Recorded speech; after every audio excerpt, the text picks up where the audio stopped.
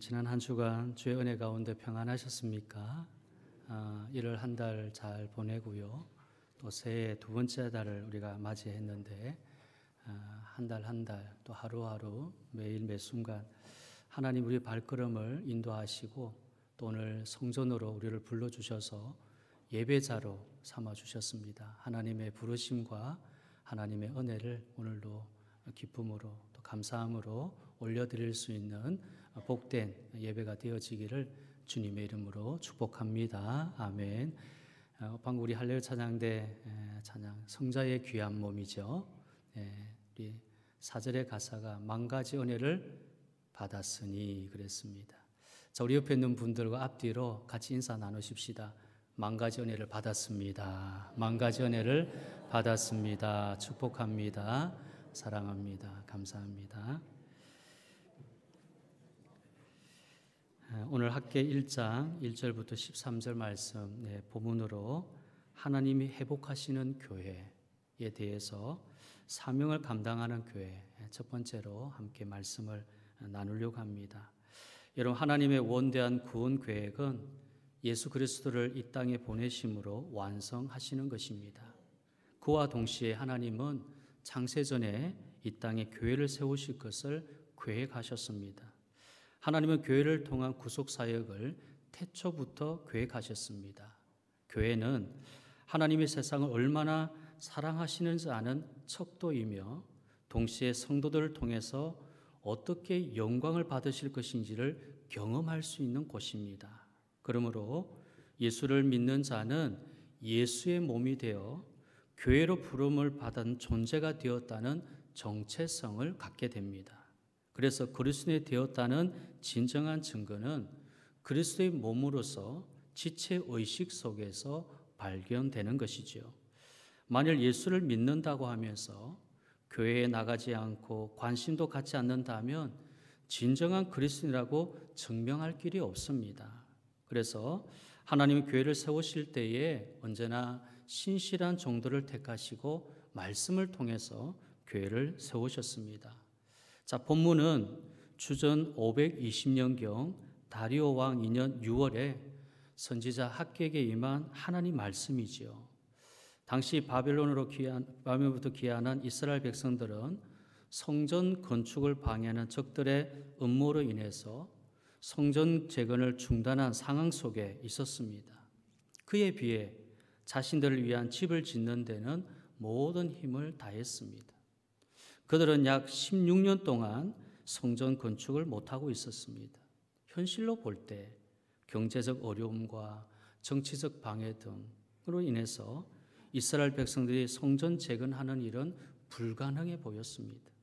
그래서 그들은 성전을 다시 세우는 일을 포기하다시피 했습니다. 더군다나 이스라엘 백성들은 성전을 건축할 시기가 아직 이르지 아니하였다라는 편견에 모두 사로잡혀 있었습니다.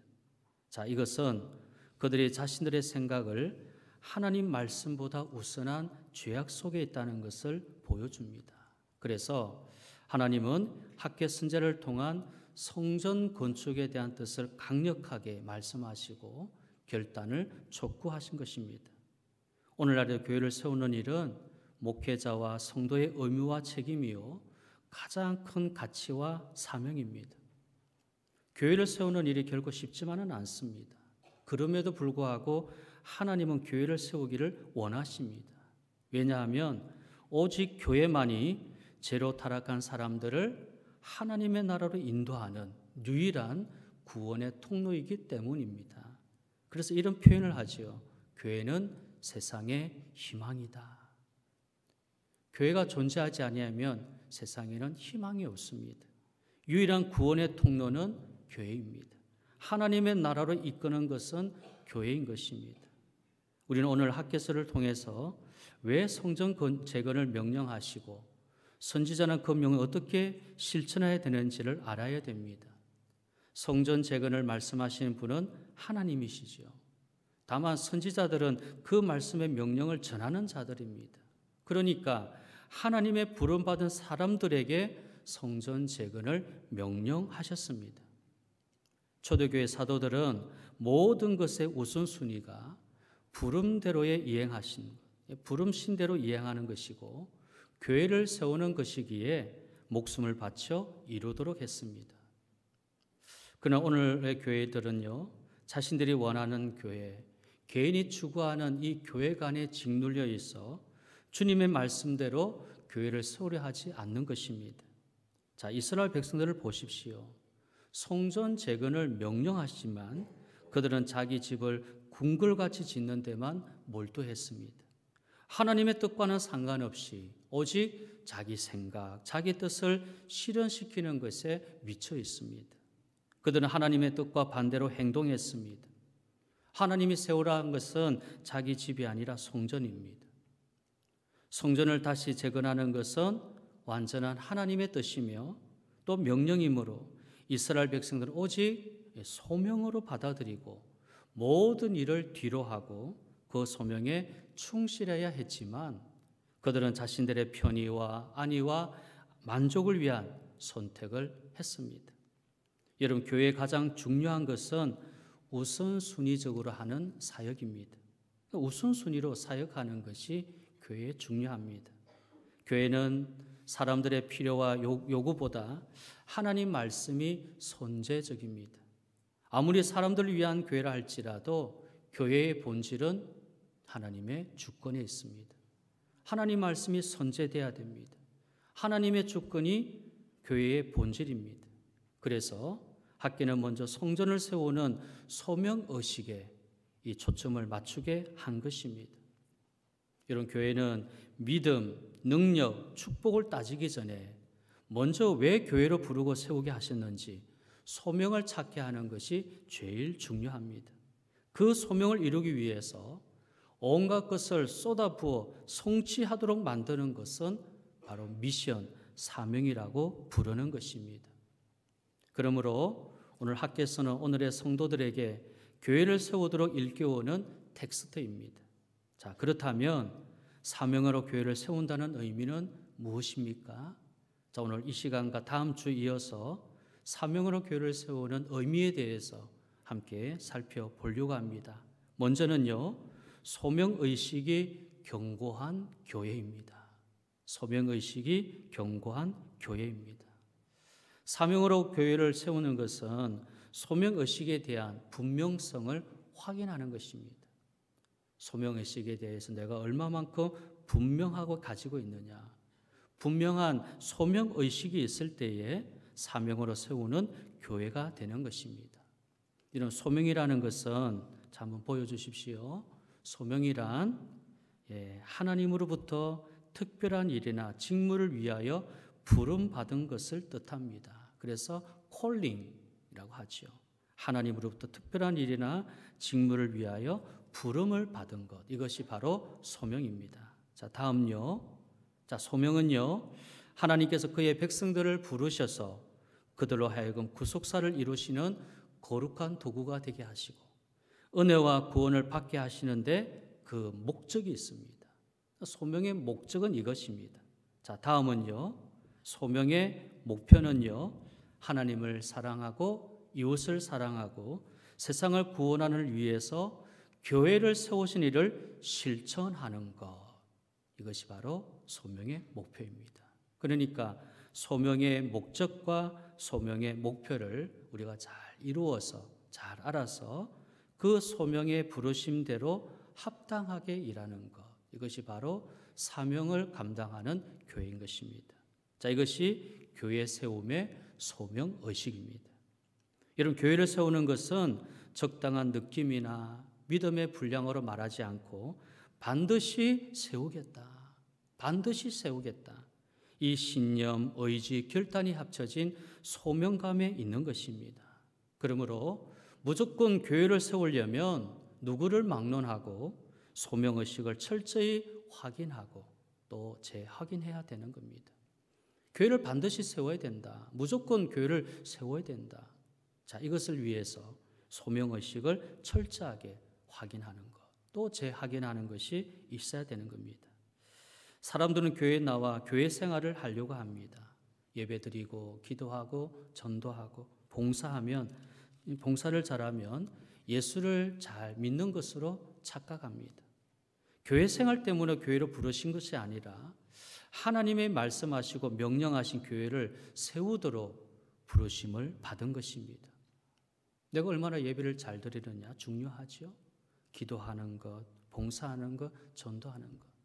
그런데 교회 생활을 위해서 우리를 교회로 부르신 것은 아닙니다.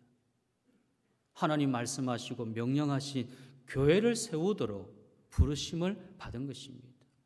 그러므로 교회를 세우는 것은 소명의식, 소명신앙, 소명결단을 촉구하여 행동하는 것입니다. 여러분, 이스라엘 백성들이 혼란을 겪는 것은 성전 건축의 자원과 힘의 문제 때문이 아니라 소명의식의 상실 때문입니다.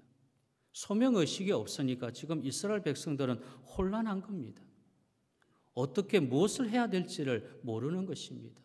앞이 캄캄합니다. 마치 소용돌이 속에 있는 이스라엘 백성들처럼. 그런데 그 원인이 이유가 성전 건축의 자원과 힘의 문제가 아니라 소명의식의 상실, 잃어버린 것입니다.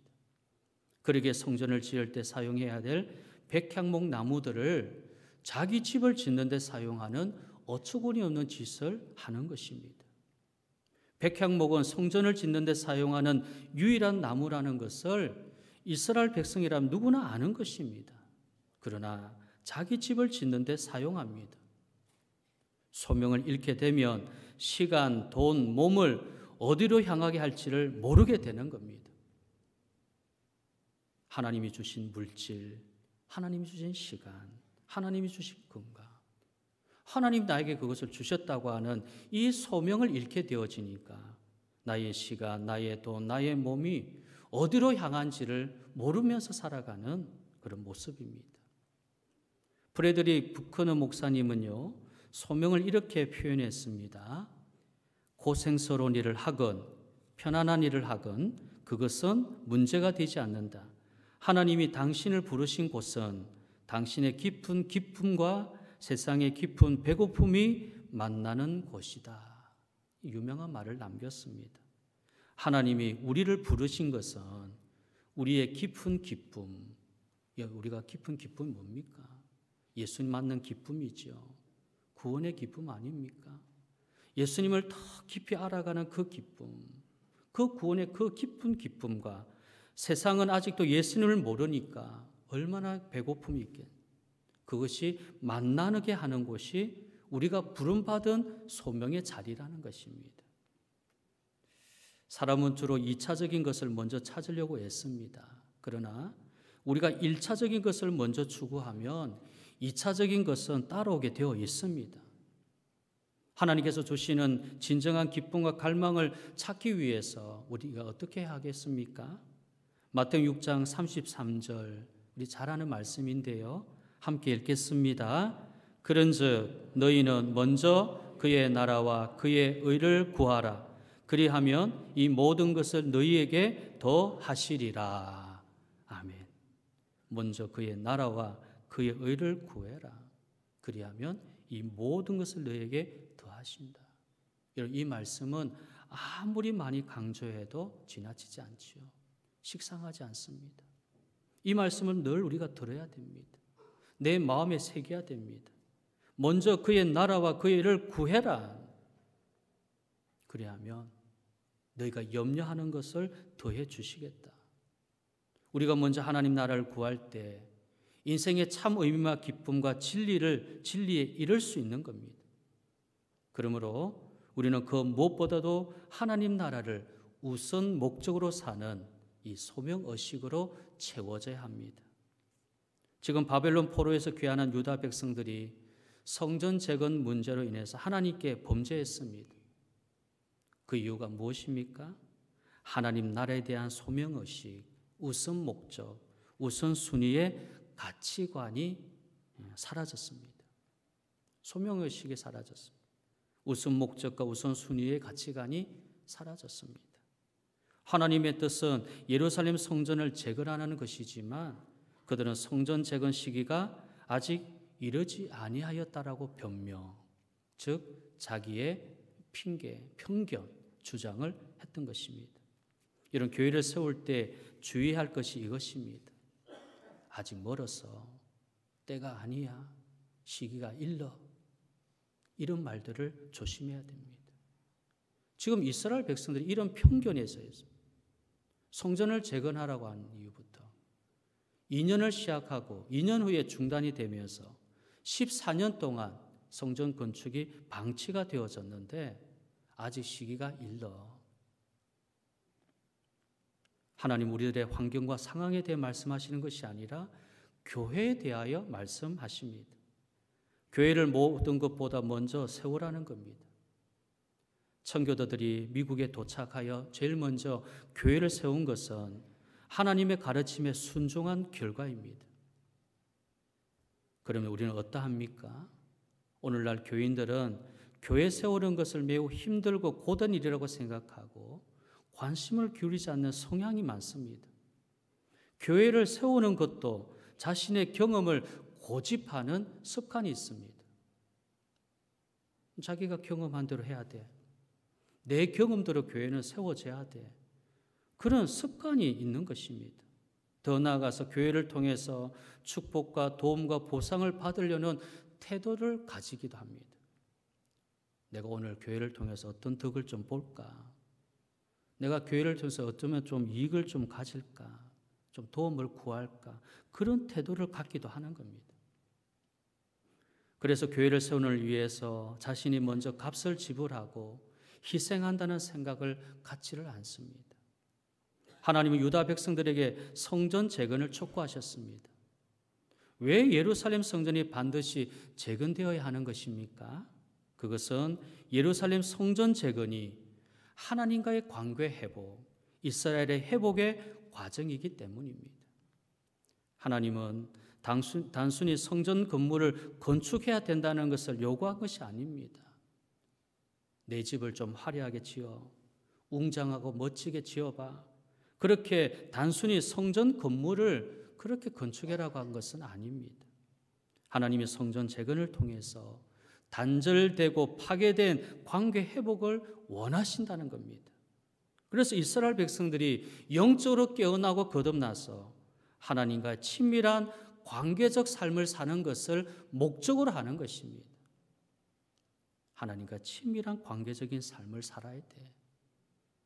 이것이 성전 재건을 명령하신 하나님의 목적입니다.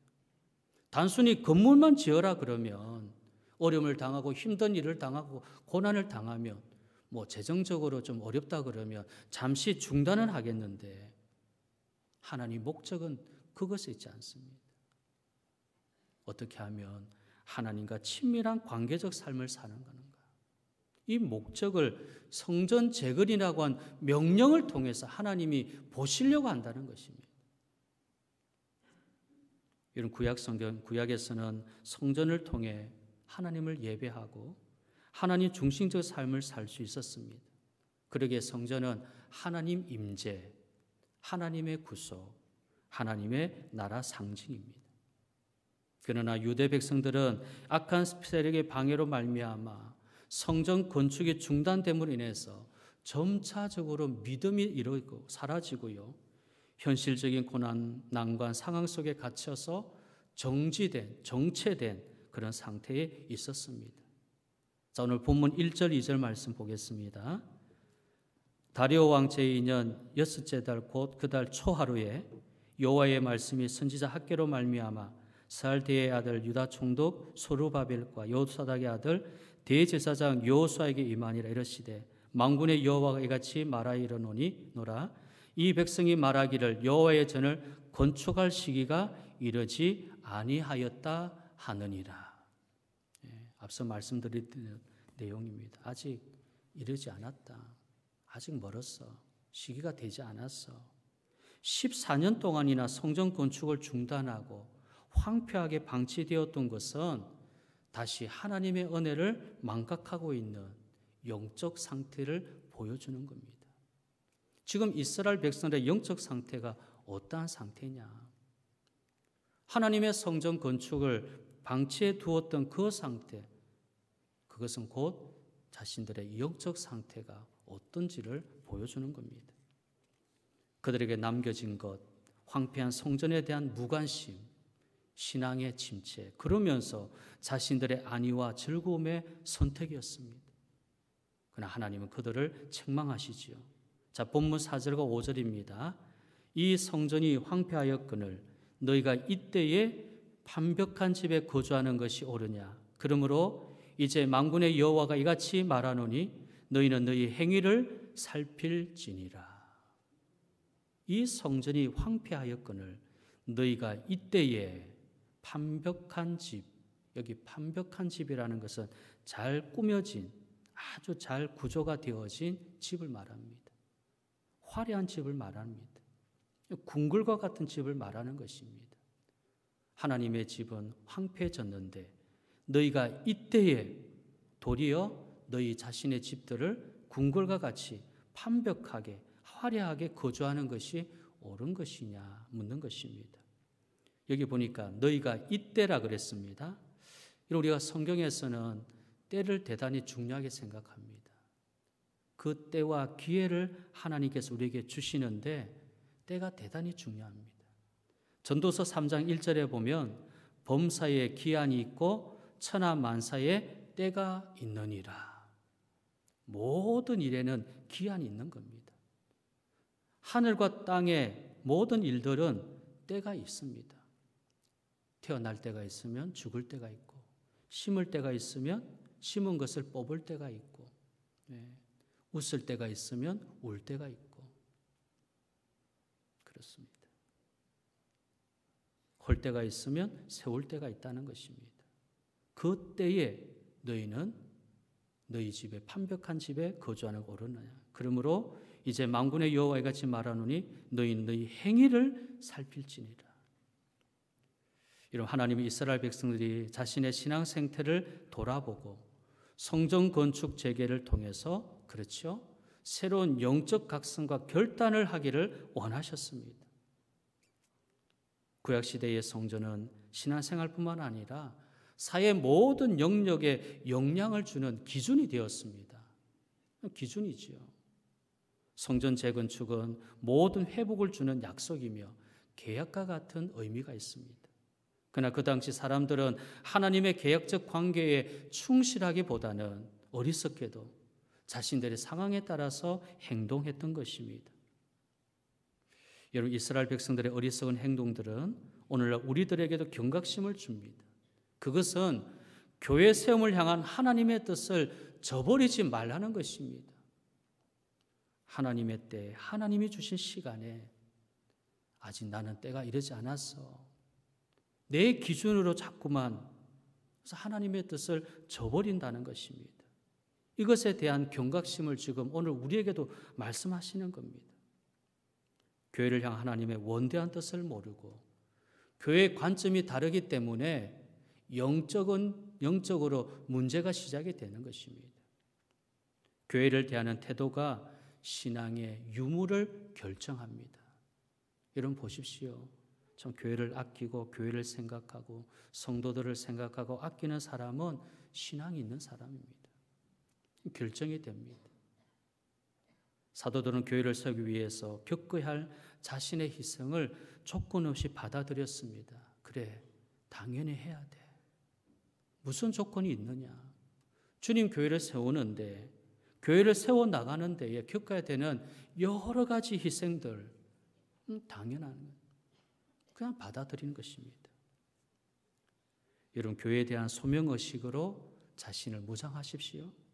하나님 나라의 목적을 위한 도구로 자신을 바로 세우십시오. 그리스도께서 교회를 위해서 자신을 주심과 같이 사도 바울이 교회를 위해서 자신을 드린 것 같이 사십시오. 골로새서 1장 24절, 자, 함께 읽겠습니다. 나는 이제 너희를 위하여 받는 괴로움을 기뻐하고 그리스도의 남은 고난을 그의 몸된 교회를 위하여 내 육체에 채우노라. 그리스도의 남은 고난을 그의 몸된 교회를 위해서 내 육체에 채운다. 여기 육체라고 이야기하는 것은 현재의 자신의 모습을 말합니다. 주님이 주신 그 기회가 육체에 있으니 육체의 기회를 벗어나면 주님 위해서, 교회를 위해서는 할 수 없으니까